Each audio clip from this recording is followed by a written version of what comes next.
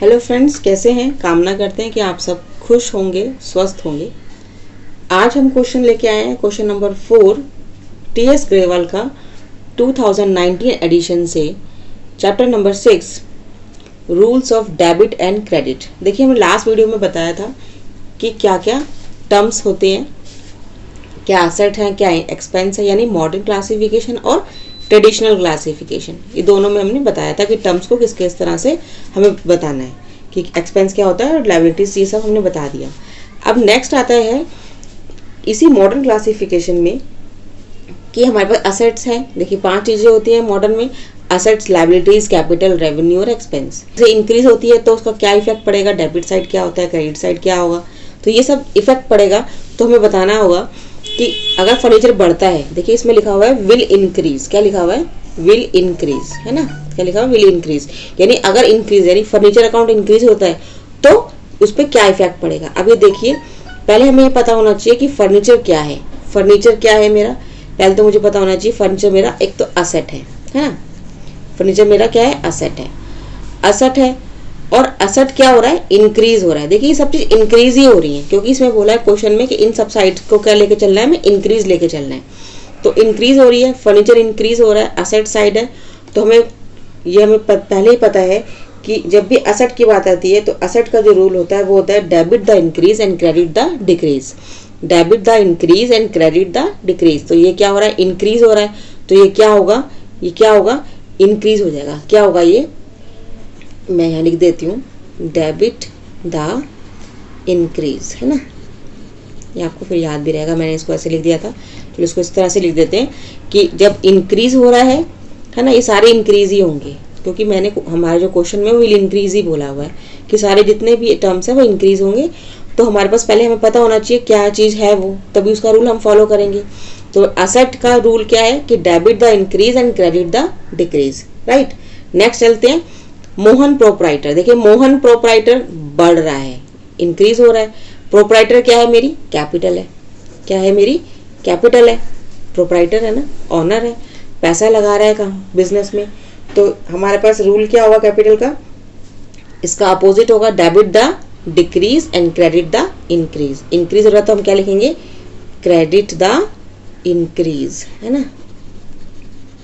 Credit the increase, right. Next है salary account. क्या है? Salary account.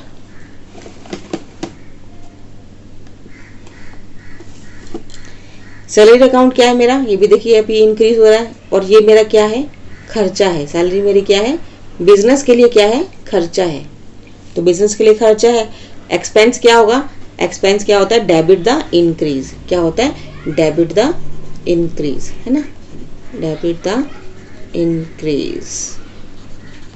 Debit all expenses and losses, credit all profit and gains. तो ये देखो, debit बढ़ रहा है, एक्सपेंस खर्चा बढ़ रहा है, तो डेबिट द इंक्रीज। अब आता है परचेज। परचेज मेरा एक्सपेंस है ना? परचेज मेरा क्या है? एक्सपेंस है, तो ये भी क्या होगा? Debit the increase. क्या होगा? डेबिट द इंक्रीज, है ना? इतनी बात समझ में आ रही है सबको? सेल्स क्या है मेरी? रेवेन्यू है। सेल्स क्या है मेरी? रेवेन्यू है। रेवेन्यू बढ़ रही है, क्या आती है बात? रेवेन्यू बढ़ रही है, तो रेवेन्यू का बढ़ना क्या होता है? देखिए, बढ़ना है, तो क्या होता है? Debit the decrease and credit the increase. Debit the decrease and credit the increase. तो मैं इंक्रीज वाली चीजें लिखनी है सारी, तो हमने यहाँ पे इंक्रीज लिख दिया। तो क्रेडिट क्या हो? रेवेन्यू क्या हो रही है? क्रेडिट हो रही है, राइट। अब आती हमारे पास इंटरेस्ट पेड। मैंने इंटरेस्ट पे किया है, यानी मेरा इंटरेस्ट पे कर रही है, यानी मेरा एक्सपेंस है ना? और एक्सपेंस बढ़ रहा है, तो क्या होगा? डेबिट द इंक्रीज, है ना? Debit the increase. देखिए, 5 हमें रूल्स लर्न करने हैं, और 5 रूल्स भी ऐसे लर्न नहीं है सिर्फ हमें 2 ही रूल्स लर्न करने हैं। असेट और जो एक्सपेंस है वो सेम है, debit the increase and credit the decrease. और जो कैपिटल है, रेवेन्यू है, और हमारा क्या है? लायबिलिटी, वो सब सेम है कि debit the decrease and credit the increase. तो ये 2 ही चीज हमें लर्न करनी है, सिंपल से है। सोहन क्रेडिटर। सोहन क्रेडिटर मतलब क्रेडिटर क्या है मेरा? हमें क्या करना है? लायबिलिटी है मेरी, है ना? ये लायबिलिटी बढ़ रही है, लायबिलिटी है मेरी, मुझे पैसा पे करना है। तो अगर लायबिलिटी है बढ़ रही है तो देखिए मुझे बताया था ना, लायबिलिटी, कैपिटल और रेवेन्यू ये एक ही चीज़ होती है। तो क्या होता है, debit the decrease and credit the increase. तो लायबिलिटी क्या होगी मेरी, क्रेडिट द इंक्रीज।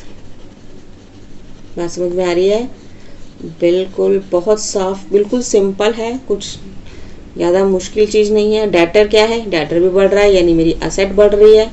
असेट बढ़ेगी तो क्या होगा, debit the increase and credit the decrease. तो ये इंक्रीज है तो डेबिट द, सॉरी मैंने क्रेडिट लिख दिया, डेबिट द इंक्रीज, है ना। अब ये क्वेश्चन हमारे पास विल इंक्रीज पे था, ये क्वेश्चन मेरा किस पे था, इंक्रीज पे यानी बढ़ रहे पे था। अब किस पे आएगा, घटने पे यानी विल डिक्रीज। अब जब चीज डिक्रीज होंगी, जितनी सारी मेरी चीज यहाँ पे सिर्फ इंक्रीज था, अब हम क्या लिखेंगे, डिक्रीज, यानी सब यहाँ पे प्लस जो मैंने डाला है वहाँ पे क्या करेंगे, हम माइनस करेंगे। तो क्वेश्चन नंबर 5 स्टार्ट करते हैं।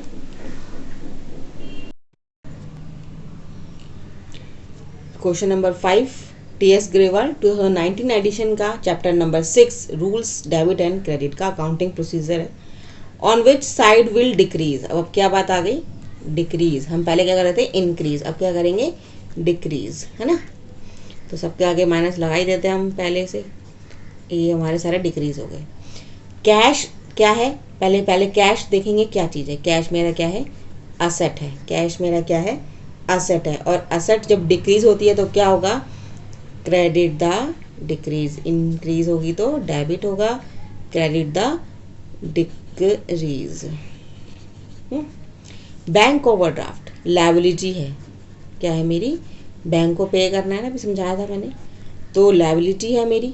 अब जब लायबिलिटी घटती है तो क्या होगा फिर, ये डिक्रीज पे जाएगा, तो लायबिलिटी बढ़ेगी तो हमारे होगा डेबिट द डिक्रीज, है ना। Debit the decrease and credit the increase, तो debit the decrease.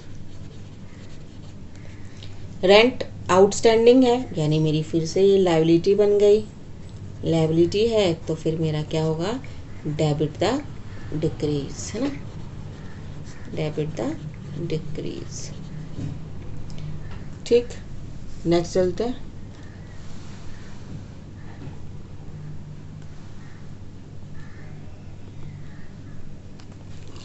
Prepaid insurance. देखिए प्रीपेड इंश्योरेंस यानी इंश्योरेंस को हमने पहले से ही पे कर दिया, यानी मेरी क्या बन गई, असेट बन गई है। और असेट जब डिक्रीज होती है तो क्या होगा, क्रेडिट द डिक्रीज, है ना, credit the decrease. Fine.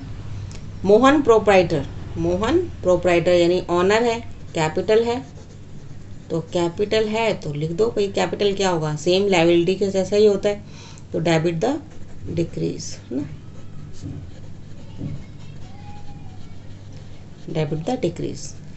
Outstanding salary, ठीक है, आउटस्टैंडिंग सैलरी क्या है मेरी, ये मेरी क्या है, लायबिलिटी है। कोई भी आउटस्टैंडिंग होता है वो पहले मेरा लायबिलिटी हो जाता है, और जो प्रीपेड होते हैं वो मेरे क्या होते हैं, असेट हो जाते हैं। ये अपोजिट है, लायबिलिटी और असेट्स क्या अपोजिट है। प्रीपेड यानी मैंने पहले से पे कर दिया है, उसके बाद मुझे कोई उसके बाद पे नहीं करना है, उसको यूज़ करना है। आउटस्टैंडिंग मतलब मैंने उसको यूज़ तो कर लिया लेकिन मुझे उसका पे करना है, ठीक है। यानी जैसे हम पोस्ट पेड और प्रीपेड का वो करते हैं टेलीफोन का, तो प्रीपेड हम पहले से पैसा दे के उसको यूज़ करते हैं, और पोस्ट पेड में हम यूज़ करके पैसा देते हैं। तो आउटस्टैंडिंग हो जाता है ना, भाई पैसा पे करूँ, आता है लिखा हुआ भी आउटस्टैंडिंग, आपका अमाउंट आ रहा है, ड्यू अमाउंट आउटस्टैंडिंग, तो ये सब क्या होगा मेरा, लायबिलिटी। तो लायबिलिटी क्या होगा, डेबिट द डिक्रीज, है ना, सिंपल सा है।